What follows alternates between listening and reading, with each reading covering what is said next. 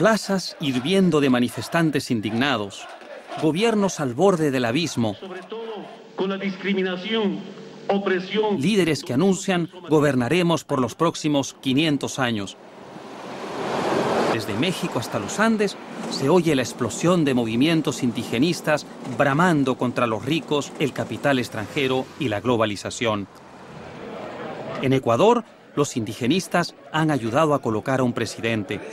En México, Guatemala o Perú han remecido el ambiente político y en Bolivia ya han alcanzado el poder.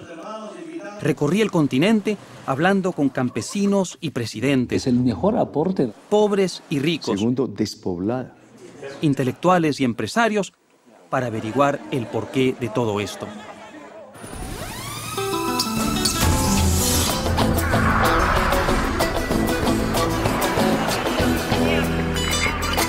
Consecuencias.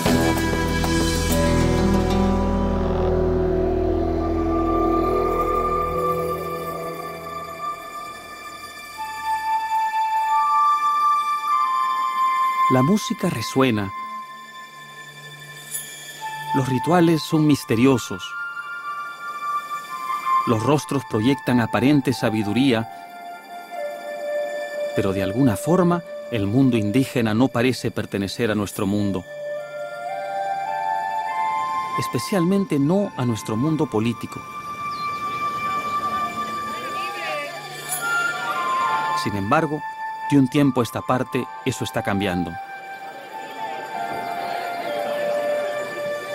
El indigenismo solía ser una mera anécdota electoral y un pretexto para los discursos políticamente correctos y demagógicos. Ahora es una vasta fuerza electoral que recorre Bolivia, Perú, Ecuador, partes de Colombia y nos tiene a todos en vilo a la expectativa de lo que pueda suceder aquí en la comunidad andina. Indígenas originarios. Ha crecido tanto que hay quienes temen que pueda acabar redibujando las fronteras y los mapas regionales y provocando guerras civiles. Veamos cómo ya hay, asomando por el horizonte, algunos síntomas inquietantes. Cochabamba, Bolivia, principios del 2007.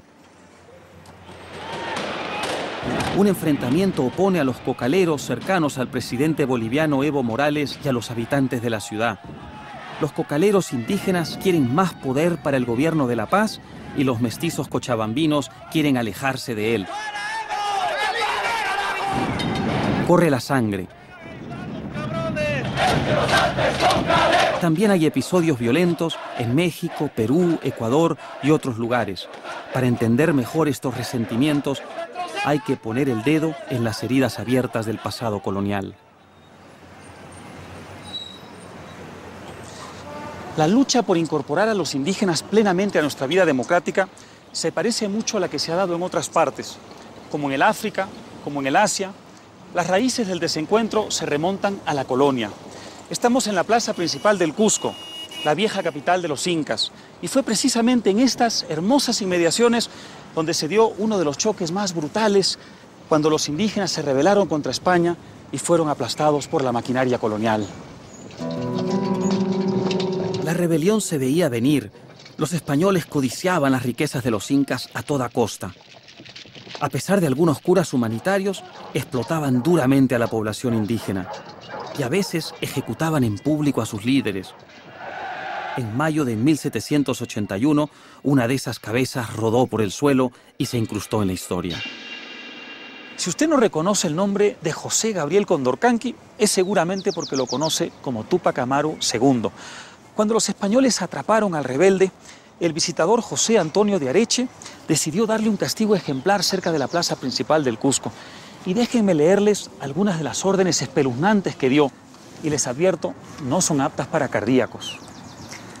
Condeno a José Gabriel Túpac Amaru a ser sacado a la plaza de la ciudad, arrastrado hasta el lugar del suplicio para que contemple la ejecución de su mujer Micaela Bastidas, de su hijo Hipólito, de su tío Francisco, su cuñado Antonio Bastidas y algunos de sus principales capitanes.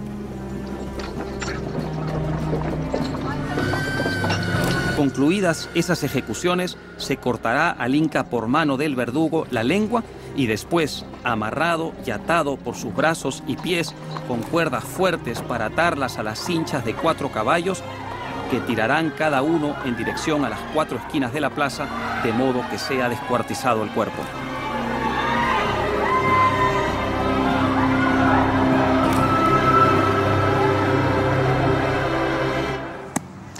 Pero el descuartizamiento no lo mató y tuvieron que cortarle la cabeza.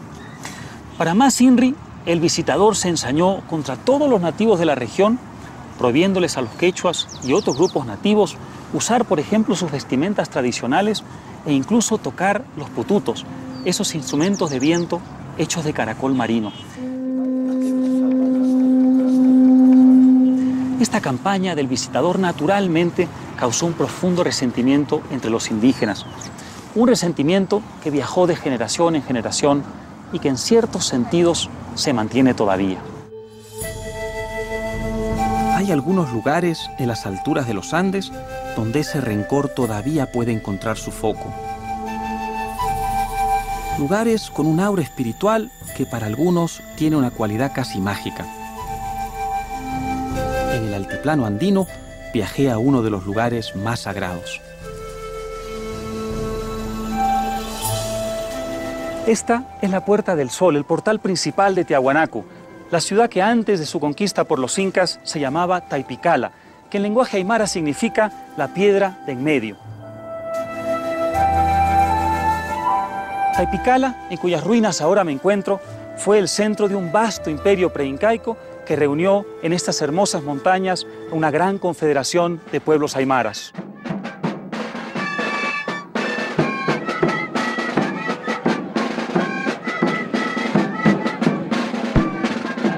No sorprende que Tiahuanaco sea patrimonio de la humanidad. Después de todo, algo único se respira en este ambiente que a 4.000 metros de altura no es precisamente oxígeno. ¿Qué será? Quizá su antigüedad inveterada, tal vez la paz de su silencio, o quizá la historia que transpiran estas piedras.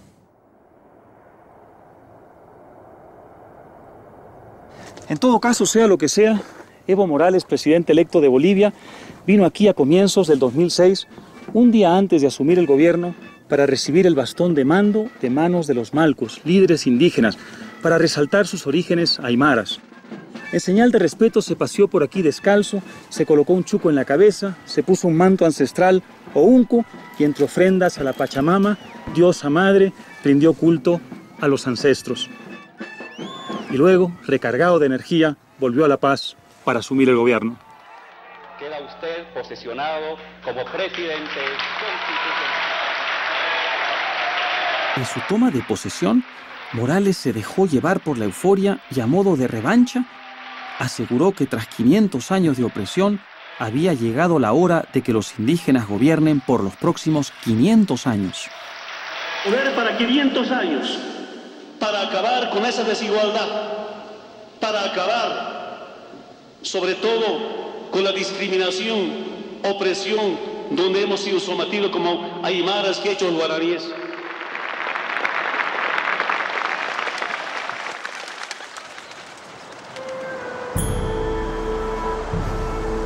¿Por qué aquí? ¿Por qué el indigenismo ha vuelto a correr como la pólvora en toda la región andina?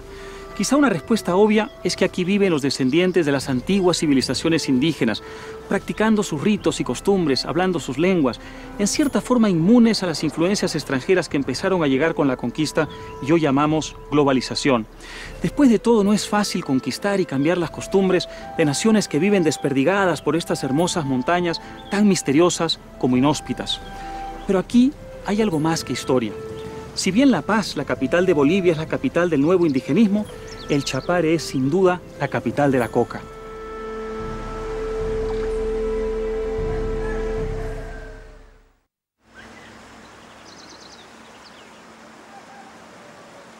Qué bonito, hoja de coca, en su árbol lleno de hoja. Adivíname la suerte, voy a viajar a mi destino.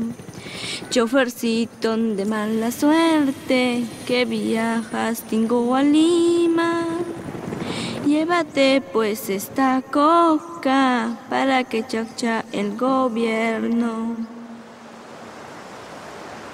A estas alturas parece imposible separar los valores y costumbres de las comunidades indígenas de los Andes del cultivo de esta plantita aparentemente inofensiva que es la coca.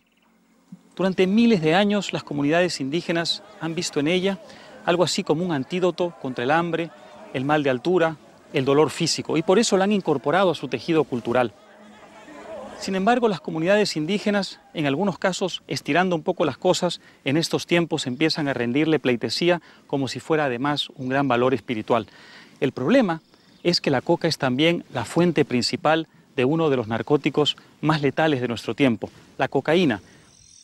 Un negocio que en vista de su prohibición ha dado pie al surgimiento de grandes mafias clandestinas. Esto fue lo que era la base, ahora está prensado. Está una mercadería de primera.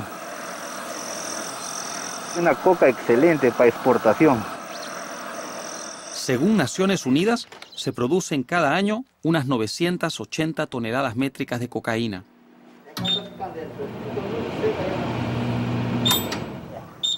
Aunque un 40% no llega al mercado, se calcula que 14 millones de personas han consumido cocaína en los últimos 12 meses. Y acá el mercado nacional, eso vale una luca. Si hablamos del mercado de Estados Unidos, 25 a 30, en Europa 70 a 80 lucas gringas. Y pensar que todo proviene de esa plantita aparentemente inofensiva que es la coca. Pero curiosamente, la coca también puede usarse para hacer cosas que utilizamos o ingerimos todos los días. A mucha menor escala, la coca también sirve para fabricar otros productos, como lo comprobé en Tingo María, en la selva peruana, en una tienda llena de sorpresas. ¿Qué tal, señora? Buenos días. ¿Cómo le va? ¿Qué tal? ¿Qué tal, caballero? Buenas. Uy, me recibe usted con cariño. Qué bien, así me gusta. ¿Qué me ofrece por acá? Una variedad para su paladar, de todo. para que usted pueda desgustar. ¿Estos fideitos qué tal están? Muy buenos, está con espinaca, con alfalfa, full calcio. Ah, eso es lo que yo necesito. Sabiendo la variedad, Magnífico. diferencia de otros que son normales, ¿no? Magnífico, pues creo que me llevo unos fideitos. A ver qué más me llevo. De tofis para el camino que usted decía cuando usted va a pasear. Ah, muy bien. Con la novia. Con mi mujer. Ya yo estoy matrisuicidado hace 15 años. Ah, bien, feliz de la vida estará usted. Muy bien. Muchas gracias. Hay barras energéticas, hay también néctar. Yo creo que por ahora me llevo las galletitas, los toffees y los espaguetis. Y su yapa más. ¿Cuánto le debo, señora? 7 soles. 7 soles. Muchas gracias. Muchas gracias a usted. Que bueno, pronto nos visite. Muchas que gracias. Dios lo acompañe y Buenos lo bendiga. días. Bendiciones. Gracias. Sin embargo, para las autoridades el grueso de la coca acaba alimentando al narcotráfico. Por eso, mientras los cocaleros de los Andes siguen cultivando y cosechando sus matitas de coca, algunos gobiernos siguen montando costosas campañas de erradicación de la hoja de coca para limitar el negocio del tráfico de drogas. La colisión entre la coca vista como un elemento tradicional de la cultura indígena y la coca vista como parte del negocio multimillonario del narcotráfico ha abierto un océano entre los grupos indigenistas que defienden su cultivo y su venta en mercados como este y los gobiernos que quieren erradicarla para matar a la cocaína en su nido. La guerra contra las drogas, financiada y promovida por los Estados Unidos con apoyo de varios gobiernos latinoamericanos, ha llevado a grupos indigenistas de Perú y Bolivia a hacer de la coca un arma de lucha política, mientras que en Colombia amplios sectores de opinión combaten el Plan Colombia que quiere perseguir a las narcoguerrillas mediante la erradicación de los cultivos, entre otras cosas. Y en medio de este crispado y violento debate está la figura del indígena más conocido de nuestro tiempo, Evo Morales. Hoy vemos a un Evo Morales convertido en un presidente perfectamente occidental, con guardaespaldas, una agenda apretada y su jet presidencial. No siempre fue así. Mestizo descendiente de aymaras, Morales nació en Isayabe, un remoto paraje de las alturas de Oruro, en 1959, pero el hambre llevó a su familia a emigrar al Chapare, en Cochabamba, donde miles de campesinos viven de la coca.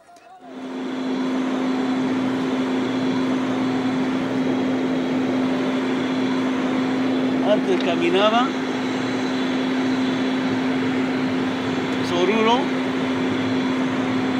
si se ve al fondo cerritos, de ahí hasta Oruro una semana, de ahí hasta este lugar, Independencia, casi 2 semanas, total casi 3 semanas de caminata. Como arriero, detrás de la llama, los auquénidos, en busca de alimento, maíz para sobrevivir en la comunidad. Claro, esos lugares que caminaba ahora paso en avión.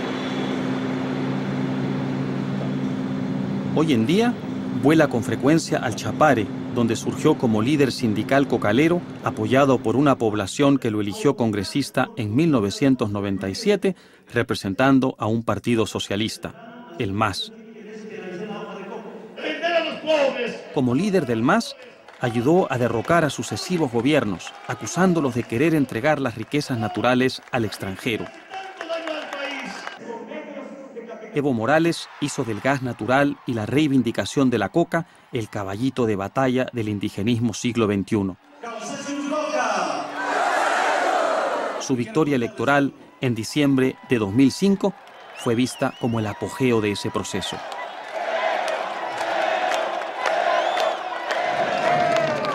Al Evo Morales forjado en el campo y las batallas sindicales y convertido al indigenismo, no le tomó mucho tiempo adaptarse a las mieles del poder.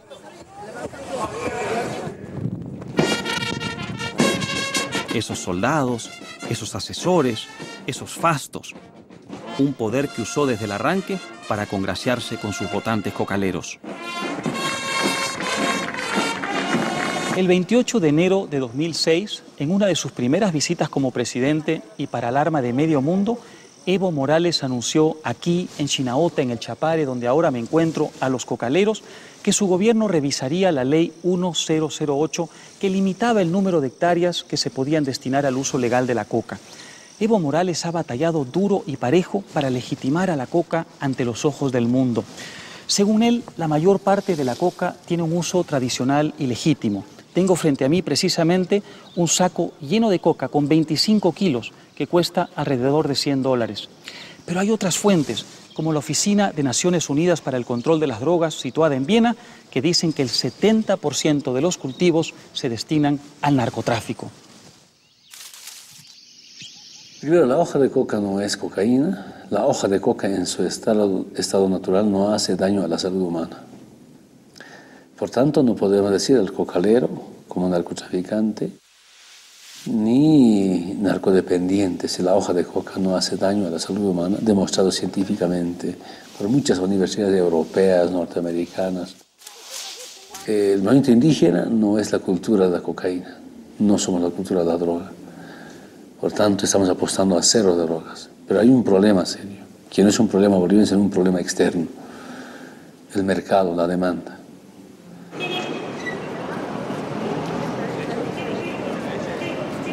Uno de los principales líderes cocaleros del Perú, Eduardo Tisserán, lleva años enfrentándose a las autoridades desde su base en Tingomaría por la zona del Guayaga. Allí lo busqué para que me diera sus argumentos.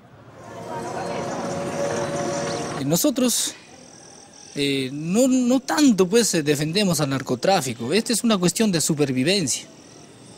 Yo sería loco, hermano, si el gobierno viene y me dice, ¿sabes qué? Te doy $10.000 y diversifica tu cultivo. Pero el Estado no hace nada. Viene, la poca plantación que tenemos, lo erradican. Entonces, ¿qué cosa le queda al campesino? Hay dos opciones. El Estado mismo, hermano, es el que manda que el campesino adopte ser subversivo también, por resentimiento. Si la gente no está preparada, me erradican mi coca, vienen los grupos armados, te dicen, nosotros vamos a defender tu derecho. Lógicamente tienen que empuñar las armas y se van a engrosar. Eso no ve este gobierno, él solamente ve para lo que es para Estados Unidos, quedar bien con Estados Unidos, pero no le importa acá nada.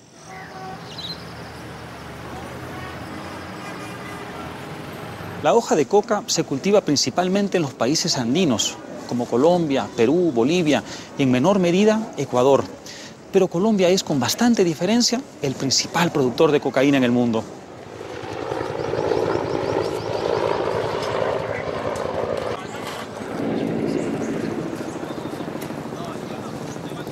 Alentado por los Estados Unidos, que financia en buena parte el polémico Plan Colombia y la desaparición de los cárteles de la droga de los años 80 y 90, el presidente Álvaro Uribe ha encabezado aquí en Colombia una audaz campaña contra la hoja de coca y contra el narcotráfico.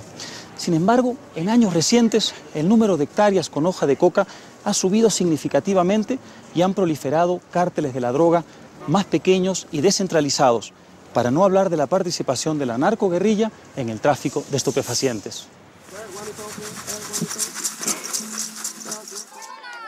Colombia tiene 800.000 indígenas en una población de 43 millones de habitantes. Algún sector indígena usa la coca como algo de sus hábitos tradicionales. Finalmente, ¿qué pasa?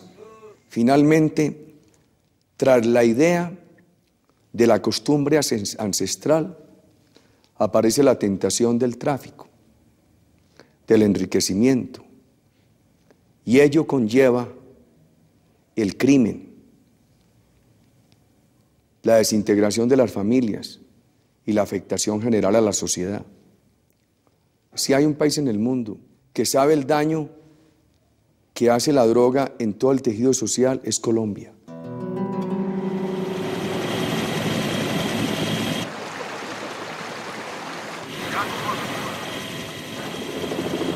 Por obra de líderes radicales antimodernos, algunos asocian hoy al indigenismo con el narcotráfico y la desestabilización política.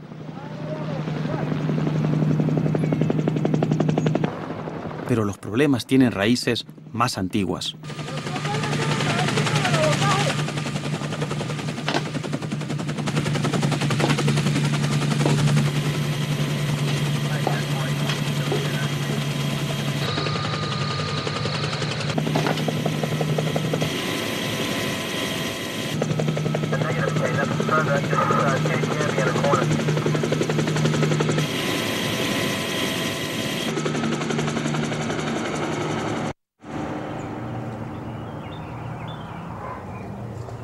Los orígenes republicanos del desencuentro entre los indígenas y las élites se remontan a los comienzos del siglo XIX, cuando la última guarnición española desapareció del continente, pero la discriminación de la colonia persistió.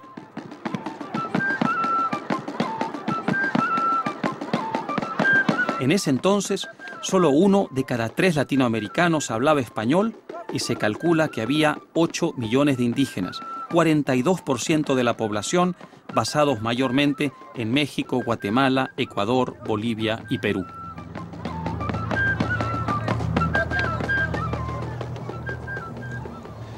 El fuerte contraste entre los criollos que dominaban la vida política y económica y las masas excluidas se convirtió en la característica central de las nuevas repúblicas independientes. Los españoles se habían marchado, pero la colonia dejó entre nosotros una huella de elefante. Era obvio que en aquellos lugares con fuerte presencia indígena los conflictos estaban a la vuelta de la esquina. Una de las grandes cuestiones pendientes era quién sería dueño de la tierra y sus recursos. En general, las tierras que la colonia había arrebatado a los nobles indígenas estaban en manos de los criollos, incluyendo la Iglesia Católica. El reclamo, por tanto, no tardó en retumbar.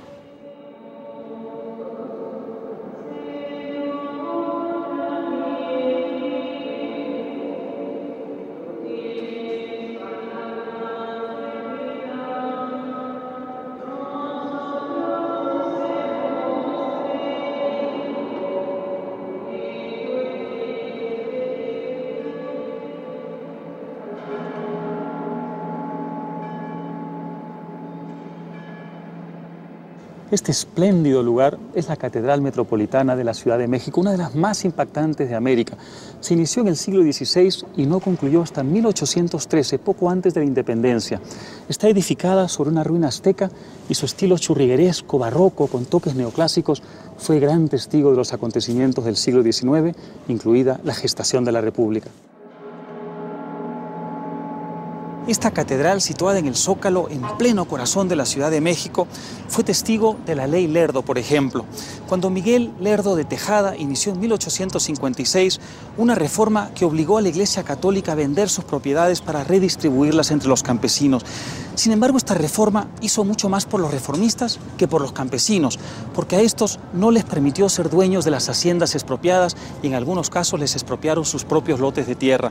Por eso la Ley Lerdo simboliza la incapacidad del siglo XIX latinoamericano para incorporar a los indígenas al mundo de la propiedad y hacerlos sentirse partícipes de las nuevas repúblicas.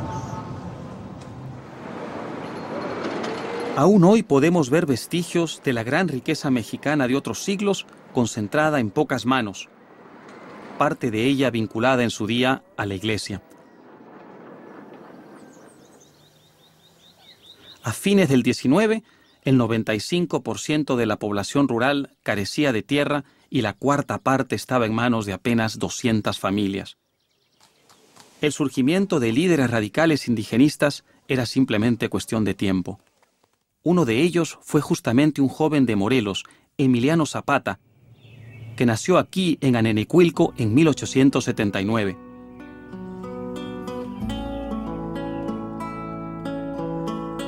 Esta modesta casita en la que vino al mundo es ahora un célebre museo.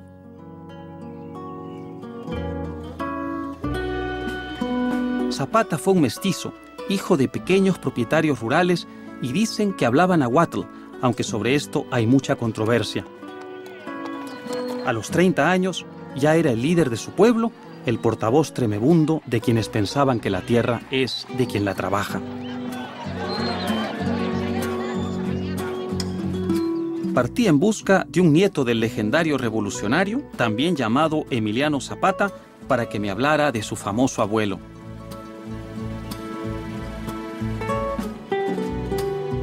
Se parece a él como 2 gotas de agua. Me interesaba saber si los gobiernos del PRI, que se decían zapatistas y ofrecían hacer justicia en el reparto de la tierra, fueron justos con los descendientes del revolucionario. ¿Usted no tiene tierra? ¿No tiene una parcela propia? No, nada. ¿Me está diciendo que el nieto de Zapata, el hombre que luchó por la propiedad de la tierra para los campesinos, no tiene tierra? No tengo tierra. Soy el único de los Zapatas que no tiene tierra.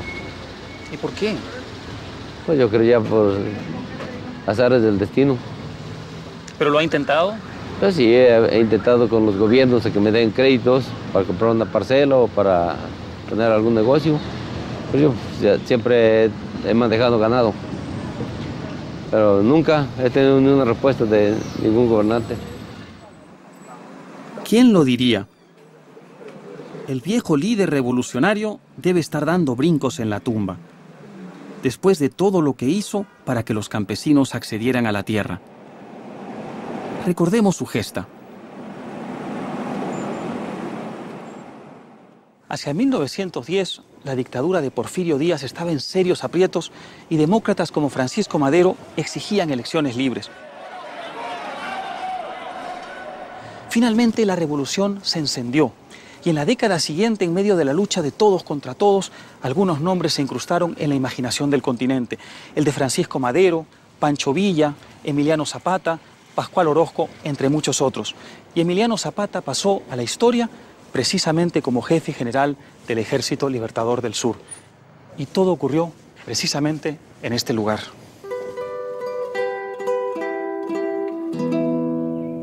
Estoy en lo que fue el cuartel general de Emiliano Zapata en Morelos, y aquí ocurrieron cosas muy importantes. Desde este mismo lugar, Zapata dirigió la etapa postrera de su lucha revolucionaria contra enemigos poderosos. Zapata se alzó en armas contra Francisco Madero primero, luego contra el sucesor y asesino de Madero, Victoriano Huerta.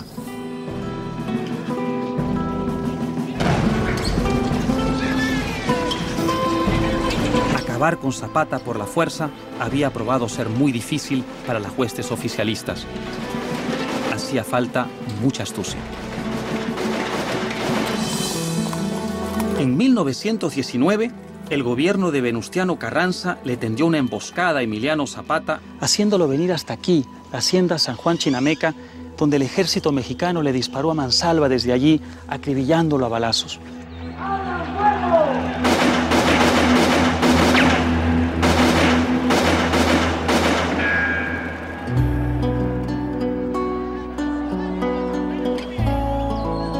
La foto del cadáver de Zapata dio la vuelta al mundo y se convirtió instantáneamente en una gran leyenda universal.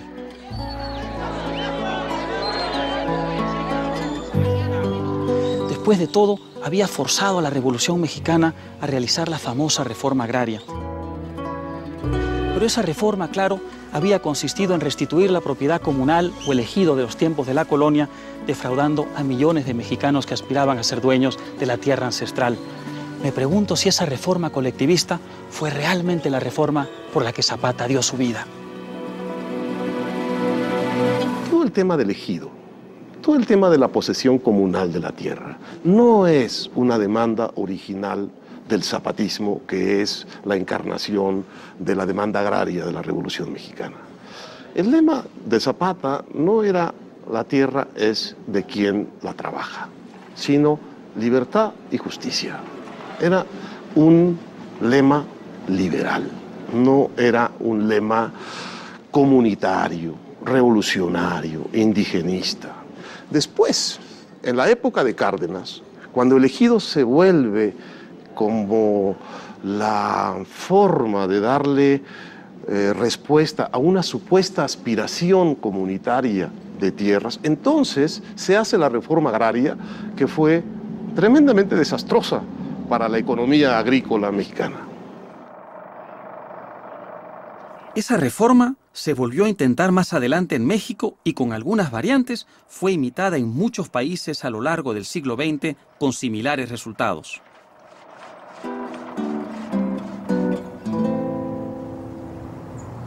El fracaso de nuestras reformas agrarias tuvo grandes consecuencias. La más importante fue la masiva migración del campo a la ciudad. En pocas décadas América Latina pasó de ser 70% rural a ser 70% urbana. Y si ustedes se preguntan cómo surgieron esos cordones de miseria alrededor de las grandes ciudades, la respuesta tiene mucho que ver con el fracaso de la reforma de la tierra. Eso deterioró las condiciones de vida en el campo y expulsó a millones de campesinos a buscar algo mejor. Y se trasladaron precisamente a lugares como este, Chimalhuacán, en las afueras del Distrito Federal. Esos bloques de concreto, esos techos de calamina, esas casas a medio hacer y esa vibrante economía informal. En casi todo el continente, la migración del campo a la ciudad les cambió el tamaño y la cara a nuestras ciudades. Tenía curiosidad por entender mejor las importantes lecciones de la economía informal que se practica en nuestras ciudades desde entonces. Por eso, viajé al sur de Lima, mi ciudad natal, y más precisamente a la localidad de Villa El Salvador, producto de antiguas migraciones. Un lugar que conoce bien Enrique Gersi, coautor del Otro Sendero, un libro que estudia el fenómeno de la economía informal. La ventaja o la gran enseñanza de la informalidad es que es eso, que los informales de América Latina reivindican la propiedad privada para vivir en asentamientos humanos, reivindican la empresa privada para trabajar en un taller informal o como vendedores ambulantes y reivindican su derecho a contratar en las calles de las ciudades de América Latina. La mejor escuela de enseñanza, la mejor escuela empresarial de América Latina son sus calles, no son sus universidades. Los pueblos pobres de América Latina aprenden lo que es el mercado, el contrato, el empresario en las calles de América Latina. Y esa enseñanza, creo yo, es admirable. Peor aún es la situación de los campesinos. Aunque en las últimas décadas millones de latinoamericanos migraron a las ciudades, muchos se quedaron en el campo, donde hoy se dedican a la ganadería y la agricultura. Y esta es la razón por la cual el tema de la tenencia de la tierra es especialmente candente en esta región del mundo. En 1953 se realizó una reforma agraria que tuvo resultados interesantes, pero que fue insuficiente. Hoy, medio siglo después, el gobierno indigenista de Evo Morales ensaya una nueva reforma que, en opinión de muchas personas, no tiene en cuenta las importantes lecciones del pasado. Uno de los críticos es Tito Choque, un agricultor que emigró de Oruro, donde se crió en la extrema pobreza, a las tierras bajas de Santa Cruz. Él dice que la antigua reforma agraria no había dado grandes frutos y por eso tuvo que emigrar.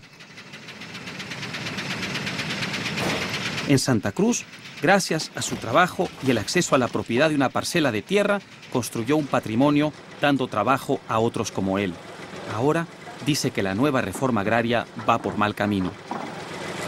Sí, yo creo que el presidente Evo Morales estaba mirado como una persona que podía hacer el cambio, un cambio de verdad, para que el que tiene menos mejore sus ingresos económicos, pero no fue así, sino al revés. El pequeño productor o el que tiene escasos recursos tiene que hundirse porque ha cambiado la política de reforma agraria. Antes era propio, privado, cada uno, individual. Hoy día es global. Cuando es global es igualito que mi tierra natal, donde es colectivo, que no deja de trabajar. Como en Oruro. Como en Oruro, Potosí, La Paz, así. Entonces, cuando es colectivo, la tierra es de nadie. No hay crédito para los colectivos, porque no están de acuerdo todos iguales. No se puede vender, no se puede hipotecar una parte, tiene que ser 100% o nada. Además, no están todos de acuerdo y no todos trabajan igualito. Los dedos no son iguales, ¿no? Entonces no van a igualar nunca. Entonces ese progreso no va a existir.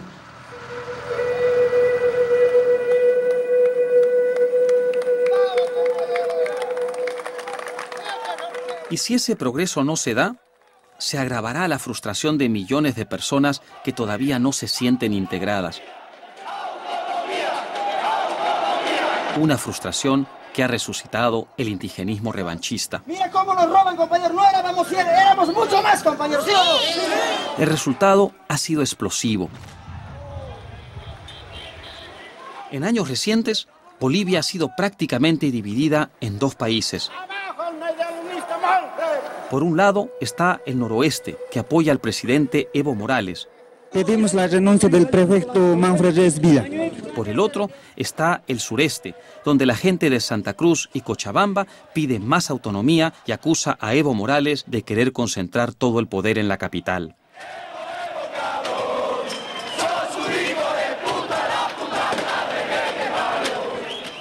En 2008, Santa Cruz hizo un referéndum en el que la inmensa mayoría aprobó un estatuto de autonomía. En Cochabamba, el prefecto Manfred Reyes ha liderado a los cochabambinos que quieren lo mismo. Por esta razón, la ciudad ha sido escenario de choques violentos. Señor presidente, renuncie usted porque lo está enfrentando hermano contra hermano. ¡Váyase a Cuba! Imagínense la Plaza Colón de Cochabamba, donde ahora me encuentro, abarrotada de cocaleros asusados por dirigentes políticos oficialistas dispuestos a enfrentarlos contra una muchedumbre de cochabambinos deseosos de obtener su autonomía.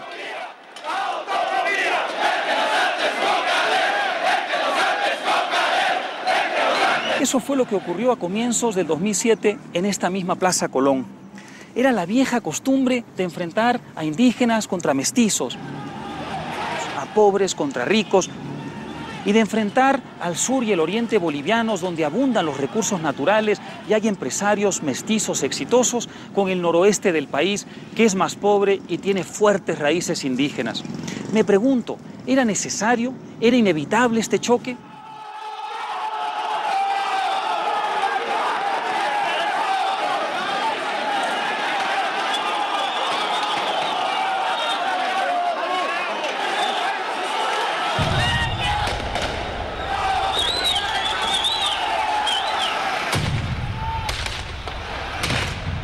Una cosa es leer que un enfrentamiento como ese provocó víctimas y otra ponerles caras y nombres, como me tocó hacerlo al recorrer los escenarios violentos y hablar con testigos y parientes.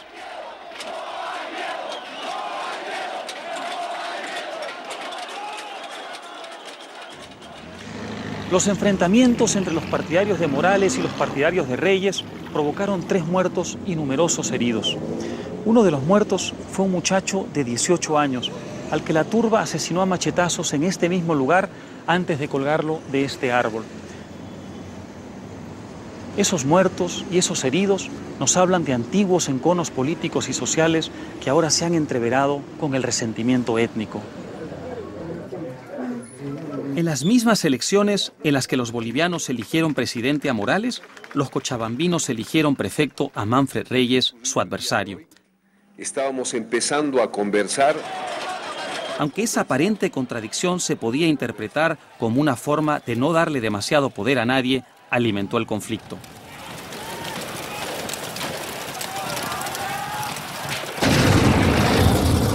Manfred Reyes, el prefecto de Cochabamba, tuvo que huir para no ser linchado por una turba indigenista de partidarios de Evo Morales que quisieron tumbarlo aquí mismo donde estoy parado, frente a la prefectura. Manfred Reyes había pedido más autonomía para su región, que está poblada por indígenas y mestizos fuertemente divididos a este respecto. Han venido aquí con las 6 federaciones de cocaleros. Se movilizaron a los cocaleros desde el Chapare. Desde el Chapare. Han movilizado, han cercado la ciudad, nos han cortado el agua a la ciudad y han hecho que la población reaccione. La población ha salido a las calles a reaccionar y ha habido un enfrentamiento entre ambos bandos. Una batalla campal, diría yo, donde han habido más de 200 heridos y han habido 3 muertos. Han matado, han asesinado a un niño de 18 años. Entonces, yo quiero que usted sepa, Álvaro, este tema. Imagínense la que ha venido a incendiar esta prefectura. Ustedes van a ver cómo han incendiado las que dirigían. Y cuando ha pasado todo esto, la población no ha permitido que yo me vaya. Han defendido, hemos tenido que estar de casa en casa clandestinos, nos han perseguido por aquí. Hemos ido a Santa Cruz, nos han perseguido a Santa Cruz. Querían agarrarme, traerme y ponerme en la plaza con las hordas salvajes. Y lincharme. Por lo visto, pasará mucho tiempo antes de que estas pasiones se aplaquen. Evo Morales es el centro de la feroz lucha política que divide a Bolivia. Esta lucha no se da solo entre indígenas y mestizos o blancos. También entre dirigentes indígenas hay gran diferencia de opiniones. Para Morales, el gobierno del MAS marca un antes y un después de la lucha por promover a los indígenas.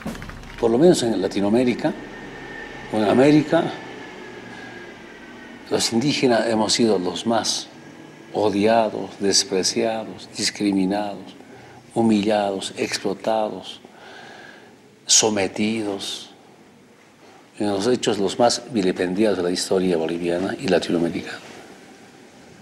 Y obligados a buscar igualdad y justicia. ¿Acaso lo estamos buscando igualdad? Estamos avanzando. Cómo buscar cierto equilibrio económico, social en nuestro país y desde acá tratando de cómo entendernos mejor todavía en Latinoamérica. Sin embargo, hay otros dirigentes de ascendencia indígena, como el ex vicepresidente Víctor Hugo, que creen que el actual presidente boliviano está exacerbando las tensiones étnicas y sociales en su país. La Bolivia de hoy está más integrada de lo que era hace 10, 20 años. Que todavía las brechas étnicas, regionales, departamentales, sociales, lingüísticas, no están totalmente reseñadas, es cierto. Que las pugnas y las rivalidades de diverso tipo no los ha inventado este gobierno, también es cierto, pero sí los ha agravado. Ha puesto más sal sobre la herida y hoy podemos decir que el conflicto, por ejemplo, del mundo de tierras bajas y el mundo de tierras altas se ha agravado mucho más. Y el conflicto o la separación entre indios y blancos también, entre gente de piel morena como yo y otros de piel blanca también se ha agravado. Entonces, este discurso confrontacional, agresivo del presidente y del gobierno, que no puede ser o no quiere ser gobierno de todos los bolivianos y bolivianas, sino solo de un sector, ¿no?, de indígenas contra los no indígenas, ha sido un enfoque que ha agravado las brechas históricas que Bolivia ha tenido en lo regional, en lo departamental, en lo ideológico, en lo político, en lo cultural. Lo cierto es que aunque Morales mantiene popularidad, muchos indígenas y mestizos se han ido apartando de su partido, el MAS. Uno de los ex dirigentes hace una advertencia espeluznante.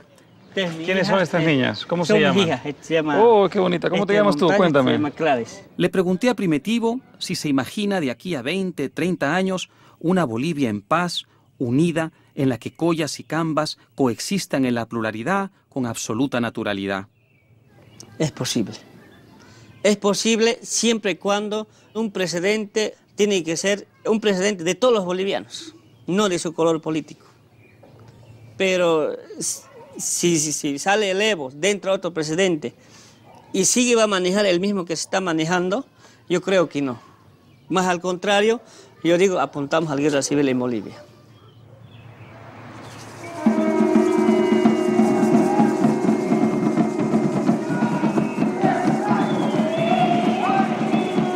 Lo que está en juego, como lo advierte Primitivo, es nada menos que la coexistencia pacífica en los Andes. El indigenismo parte de una base incuestionable, la larga historia de discriminación que está detrás de la condición de muchos latinoamericanos de origen indígena. ¿Quién puede negar la justa valoración de nuestro rico pasado y la lucha para que los indígenas sean iguales a todos los demás ciudadanos ante la ley? El problema es la utilización ideológica de esa realidad para proponer soluciones violentas o verticales. Nuestra rica historia es también nuestra gran asignatura pendiente, superar las divisiones sociales y étnicas de una buena vez. El viejo código moral de los incas mandaba: no robarás, no mentirás, no serás ocioso.